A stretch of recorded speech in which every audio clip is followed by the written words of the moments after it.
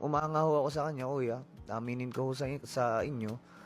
Mula ho nung napansin ko na po sa kanya na halos ate ho siya, nagpapaka-ate dito sa bahay. Kasi nakikita ko ho sa kanya kung paano mag-alaga yung mama ko. Sa physical, kuya, kahulmaho ng mukha niya, yung ermat ko, kaya kahit di ho kami nag-uusap, ninanakawan ko lang ho ng tingin. Humahanga na ho ako sa taong yun, yung mga linggo na ako po yung task leader, yung sa balsa po. Kasi doon ko po una po ako nakaramdam ng magseselos nga, kuya, na di ko ho maintindihan ba't yun yung nararamdaman ko, ba't magseselos ako, kuya. Pinupunto ko sa akin ni Jazz kung bakit hindi ko ho siya pinapansin ng linggong yun. Aminin ko sa inyo, sinadya ko talaga yun na hindi ho siya pansinin ng time na yun, kasi gusto kong iwasan, kuya, gusto kong pigilan kung ano po yung napipil ko na po yung about sa kanya. Yung anong gusto mo itanong kay Jazz? Jazz, gusto mo ba si JM? Tanong mo. Ay, Ate Jazz, gusto mo ba si JM from JM?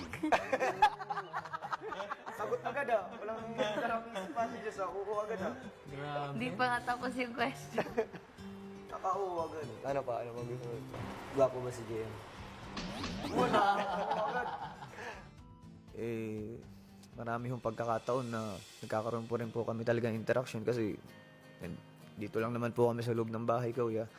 Nag-give up na ako. Hindi ka na ako pinipigilan kung ano nararamdaman ko. Sa ngayon, kuya, masasabi ko sa inyo na mahalagang tao sa akin si Jazz dito sa loob ng bahay niya, kuya.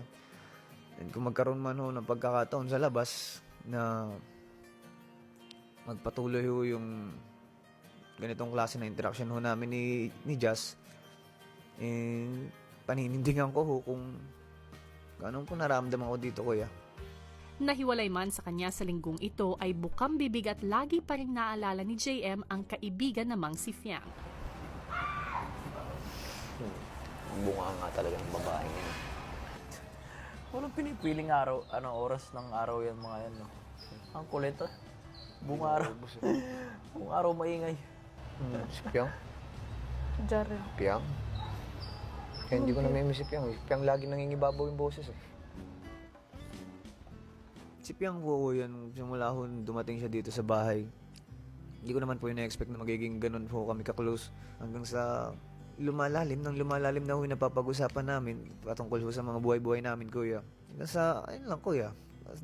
Bigla na lang ho kaming parang, alam niyo po, yung pakiramdam ng mag-best friend pa. Parang ganun, kuya.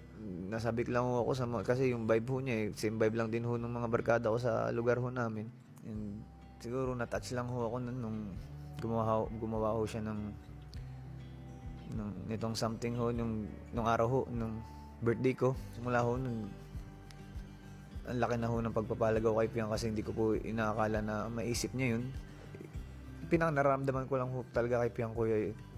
Dikit ho talagang kaibigan. As in, baga best friend, kuya, ganun, close friend. Saan pa nga kaya hahantong ang pakikitungo ni JM kina